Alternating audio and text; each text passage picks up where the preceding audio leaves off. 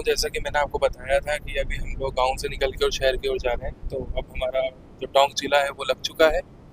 और यहाँ पे बहुत ही तगड़े तरीके से हम लोग ग्राउंड रिपोर्टिंग करेंगे, लोगों का मत जानने की कोशिश करेंगे, यहाँ के नेताओं से बातचीत करेंगे, जन समस्याओं के बारे में जानेंगे।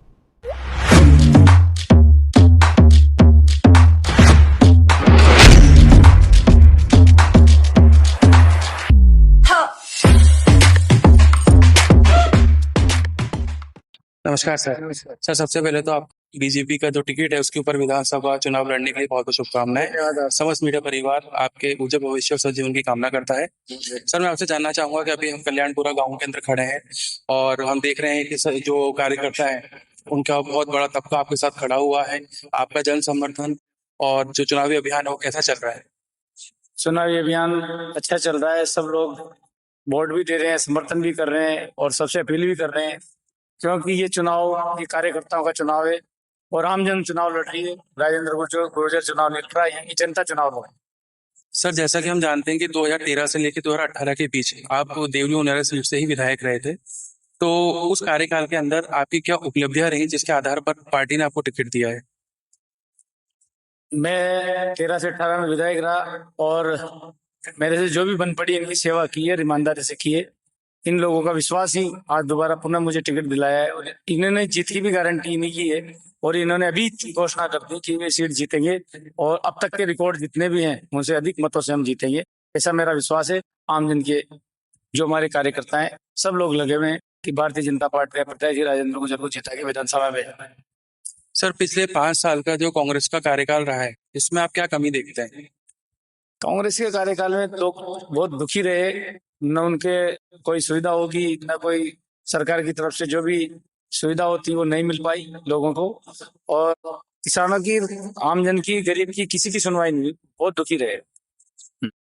और सर, मैं आपसे ये जानना चाहूंगा कि जो एक कास्ट सेंसस का मुद्दा है जिसके विरोध में आप हमेशा खड़े रहते हैं, जो बीजेपी के दल के नेता हैं, चाहे आरएसएस के हों चाहे बीजेपी के हों, वो ये नहीं चाहते कि कास्ट सेंसस या जैसे जो जातीय जनगणना होती है वो ना हो। तो इस चीज पे सचिन पायलट जी आपको ये जवाब देते हैं, आपकी पार्टी को ये जवाब देते हैं कि अगर हम कास्ट सेंसस नहीं करेंगे, और बीजेपी ने अपने जो सहयोगी दल हैं उनको सिर्फ खुश करने के लिए लाखों करोड़ों रुपए की जो योजनाएं हैं वो लागू तो करती, लेकिन उनको ये नहीं पता कि कितने लोगों को लाभ मिल रहा है उसका और कितने लोग वंचित रह गए हैं। हमारे जो शीर्ष नेतृत्व है वो वही वही तय करते हैं। मैं तो एक साधारण सा कार्यकर्ता हूँ और जब भी उपचुनाव में, अभी तो हमारा जो मुख्य है लोगों का, जो इधर उधर जा रहे हैं, लोगों से वोट मांग रहे हैं और जनमत हमारे साथ है, जनता हमारे साथ है, क्योंकि लोकतंत्र में जनता ही सबसे बड़ी ताकत होती है और पूरे सब 36 कौम की मेरे पर मेहरबानी है और इनकी बदौलत ही मुझे टिकट मिला है और इनकी बदौलत में चुनाव जीतकर विधानसभा में जाऊँ। सर, जब आपको टिकट मिला था और जब आपके पास एक खबर आई, राष्ट्रीय जो नेता हैं और जो पार्टी के शीर्ष नेतृत्व के जो लोग हैं, जब उनके हवाले से आपको फोन आया, खबर आई कि आपको टिकट मिलने वाला है, तब आपको नर्वसनेस हो रही थी या खुशी की लहर थी आपके इसमें, या आपको ऐसा लग रहा था कि अब एक बड़ी जिम्मेदारी आने वाली है मेरे ऊपर? मैं तो देवली उनियारा की जनता को धन्यवाद देता हूँ कि इन्होंने तो पहले मानस बना लिया था और इन्होंने, इनसे जब सर्वे हुआ तो इन्होंने पहले तय कर दिया था फिर राजेंद्र को टिकट मिलेगा। तो कोई, मैं तो प्रसन्न हूँ इनकी सेवा के लिए और हमेशा इनकी सेवा करता रहूंगा, यही मैं आपको कह सकता हूँ। सर, जैसा कि आप बता रहे हैं कि जो आपके समर्थक हैं और देवली उनियारा की जो जनता है उनको पहले से पता था कि बीजेपी टिकट आप ही को देने वाली है, और बीते कई वर्षों से हम देखते भी आ रहे हैं कि जो बीजेपी है वो एक गुर्जर जो उम्मीदवार है उसको हमेशा मैदान में खड़ा करती आ रही है, और कांग्रेस जो है वो मीणा समुदाय के ऊपर भरोसा जताती है तो मीणा उम्मीदवार उतारती है। लेकिन अब जो मीणा मतदाता है वो दो दल के अंदर बट गया है, क्योंकि नरेश मीणा जी ने कांग्रेस से बगावत कर ली, तो क्या इसका सीधा सीधा फायदा राजेंद्र गुर्जर को होगा? मेरे साथ 36 कौम है और मैं इनको साथ लेके चलता हूँ। हमारे यहाँ कोई जात पात नहीं है, हम सब एक हैं, सब मिलके चुनाव लड़ रहे हैं और यहाँ की देवली की जनता चुनाव लड़ रही है, मैं नहीं लड़ रहा और जीत भी इनकी होगी और सबसे ज्यादा अधिक मतों से भी यही जिताएंगे। मुझे पहले विधानसभा में पहुंचाया है, फिर पुनः विधानसभा में पहुंचाएंगे और मैं तो यही विश्वास दिलाता हूँ कि जो इन्होंने मेरे पर भरोसा किया है इनका टूटने नहीं दूंगा और जब ये मुझे याद करेंगे तो उनकी सेवा में हाजिर हूँ और सेवा ही ये माध्यम है राजनीति में आने का। हमारा हमारा कोई और उद्देश्य भी नहीं है, तो हम तो राजनीति में सेवा के लिए आए हैं। हम तो ये है कि गरीब को गणेश मानकर और नर सेवा ही नारायण सेवा, इस भावना से काम करते हैं। सर, जो आपके सहयोगी रहे विजय बिस्ला जी, उन्होंने बीच के अंदर बगावत कर दी थी क्योंकि उनको टिकट नहीं मिला था। तो उनके समर्थक जो टंकियों पे चढ़ गए थे और पुरजोर विरोध कर रहे थे कि आप टिकट किसी को भी देते हैं लेकिन राजेंद्र गुर्जर जी को मत दें। तो अब क्या अभी स्थिति है, विजय बिस्ला जी को क्या आप मना पाए हैं, या फिर अगर नहीं मना पाए हैं तो आपको कितना नुकसान होने वाला है, क्योंकि वो भी गुर्जर नेता है, आप भी गुर्जर नेता है। मैंने पहले ही बताया कि मैं तो ये आम जन 36 को मेरे साथ है, और टंकी पे चढ़ गए उतर गए तो इधर चढ़ते उतरते रहते हैं टंकी पे, तो इसमें क्या कोई बात नहीं है। बाकी मेरे साथ सब कुछ है, सब लोग मेरे साथ है, 36 को मेरे साथ है, इसलिए चुनावी जब जनता लड़ रही तो मुझे चिंता करने की कोई जरूरत नहीं। सर, अभी पीछे को अगर 3-4 दिन पहले की बात करी जाए तो केसी मीणा जी के चुनाव प्रचार में समर्थन करने के लिए अशोक गहलोत जी और पीसीसी जो चीफ हैं डोटासरा जी, वो आए थे। उन्होंने बीजेपी के ऊपर तमाम आरोप लगाए कि पहले तो रोजगार की बात करते थे, महंगाई की बात करते थे, आरक्षण की बात करते थे, पर ये कभी जो कांग्रेस के जो विकास जो कांग्रेस ने किए पिछले 5-10 साल के अंदर, आप जब विधायक थे उसके बाद में, उसकी ये कुछ बात नहीं करते। अब कहाँ गया इनका रोजगार और विकास? देखो, जो कार्य बीजेपी की गवर्नमेंट में थे वो कांग्रेस की गवर्नमेंट ने नहीं है, और आज आम जन के लिए अगर कोई चिंता की है तो भारतीय जनता पार्टी ने की है। और आप देख रहे हो केंद्र की जो हमारी योजना है घर घर तक जारी है। प्रधानमंत्री आवास योजना ले लो, जल से नल की योजना ले लो, शौचालय ले लो, बिजली ले लो, पानी ले लो, शिक्षा ले लो, चिकित्सा ले लो, सब क्षेत्र में, उद्योग में ले लो, आप आम आदमी को रोजगार के लिए ले लो। आम गरीब की चिंता की तो भारतीय जनता पार्टी ने की है, क्योंकि हमारे जो शीर्ष नेतृत्व है और हम पंडित दीनदयाल जी के जो बताए हुए रास्ते पे चलने वाली पार्टी, हम विचार के लिए काम करते हैं। हम हमारे लिए या हमारे स्वार्थ के लिए या हमारे पार्टी के नेता कोई अपने व्यक्तिगत स्वार्थ के लिए काम नहीं करते। हम चाहते हैं कि हमारी जनता आराम से रहे, खुश रहे, प्रसन्न रहे, समृद्ध रहे, और हम सब मिलकर प्रेम से रहें। गांव में, ढाणी में, जहाँ भी हम रहें, सब हिल मिल के रहें, और सब लोग इसी प्रकार का जीवन जिए ताकि सबको आनंद महसूस हो।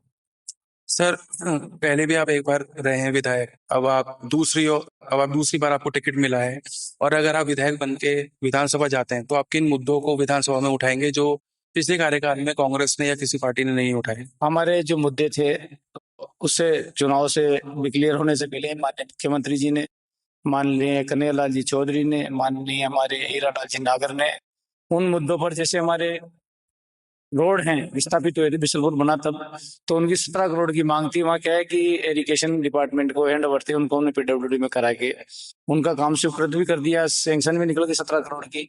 एक हमारे 33 केवी का जीएस, 32 केवी का जीएस नासिरदा में बना रहे हैं।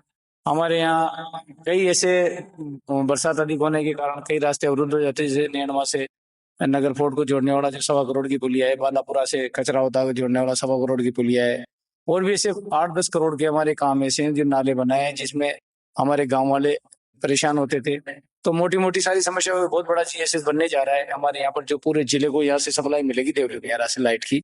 तो लाइट के क्षेत्र में, पानी के क्षेत्र में हमारे मंत्री जी यही है। सब लोग गांव गांव ढाणी, अब बड़ी कोई समस्या रही नहीं। अब छोटी मोटी हमारी समस्या है, हम सब मिल बैठकर गांव के विचार कर कर जो भी छोटी मोटी समस्या है मिल बैठ के उसका समाधान करेंगे। अभी मैं गांव में गया था, हमारे छोटे की जो उनमें रोडों की छोटी मोटी समस्या है, तो मेरा ऐसा मानना है कि ये सब मेरे बूते के हैं काम। मतलब ये खुद में मतलब विधायक खुद अपने उससे करा सकता है, फंड से भी करा सकता है। हमको खुद विधायक फंड में सड़कें मिलती है हमारे हमको, और भी छोटे मोटे काम है। हम सब मिल बैठकर गांव के, जैसे ये लोग कहेंगे, जैसे इनकी इच्छा अनुसार हम वही काम करते हैं जो गांव वाले कहते हैं, ये बताते हैं हम वो करते हैं। सर, एक आखिरी सवाल मेरा आपसे ये है कि देवरी उनेरा सीट पर करीब 3 लाख मतदाता हैं, लेकिन दोनों ही पार्टी जो है, अगर हम शीर्ष नेतृत्व भी देखें या जो गांव ढाणी के जो चाहे पार्षद हो, मंडल अध्यक्ष हो, सरपंच हो, वो सिर्फ गुर्जर और मीणा की ही बात करते हैं, बाकी समुदाय की कोई बात ही नहीं कर रहा है।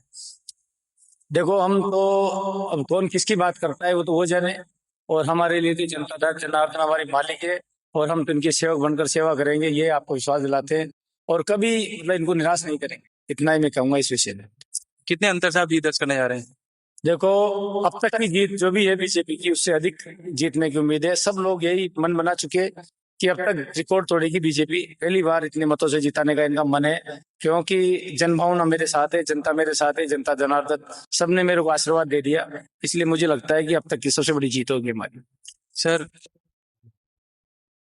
सर हमारा चैनल है बख्तियाबाद न्यूज चैनल, इसके लिए अगर आप कुछ दो शब्द कहना चाहें, क्योंकि हम आपको कोटा से गांव गांव ढाई ढाई घूमते हुए आए हैं, आपको पता लगा होगा आपके मैनेजमेंट के थ्रू, तो क्या कुछ कहना चाहेंगे? लोकतंत्र का चौथा स्तंभ है आप, और हम इस आप लोगों को धन्यवाद देते हैं। आप इतनी दूर से आप जनता को आवाज पहुंचाते हो, आम जनता के लिए जिस प्रकार हम काम कर रहे हैं वही वही आपका भी काम वही है कि आम जन को उनकी समस्या के बारे में अवगत कराएं, नेता को भी अवगत कराएं ताकि उनके भी होश ठिकाने रहे। तो आपको सबको धन्यवाद, आप लोग इसी प्रकार काम करते रहे, सेवा करते रहे। यही मैं इस बात पर अपना इतनी बात कहूँ। वो बताना सर, हमारे साथ जुड़ने के लिए, हम आपका उज्जवल भविष्य बहुत से कामना करते हैं। धन्यवाद, बहुत बहुत धन्यवाद आपको सुन से।